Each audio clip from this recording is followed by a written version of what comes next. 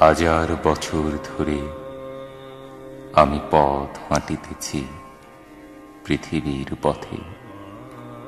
সিংহল সমুদ্র থেকে নিশীথের অন্ধকারে মালয় সাগরে অনেক ঘুরেছি আমি বিম্বিসার অশোকের ধূসর জগতে।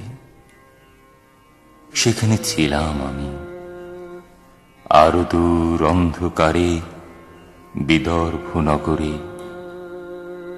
আমি ক্লান্ত প্রাণ এক, চারিদিকে জীবনের সমুদ্র সফেন। আমার দুদণ্ড শান্তি দিয়েছিল নাটোরের বনলতা সেন।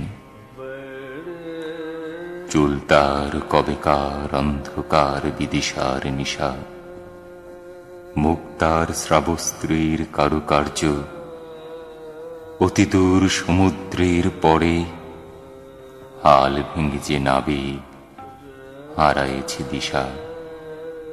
সবুজ ঘাসের দেশ যখন সে চোখে দেখে দারুচিনি দ্বীপের ভিতর, তেমনি দেখেছি তারে অন্ধকারে।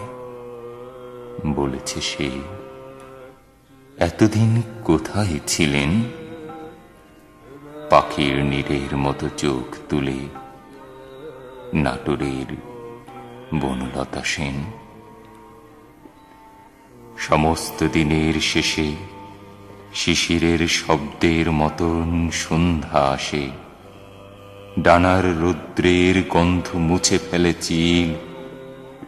পৃথিবীর সব রং নিভে গেলে পাণ্ডুলিপি করে আয়োজন। তখন গল্পের তরে জোনাকির রঙে ঝিলমিল। সব পাখি ঘরে আসে, সব নদী ফুরায় জীবনের সব লেনদেন।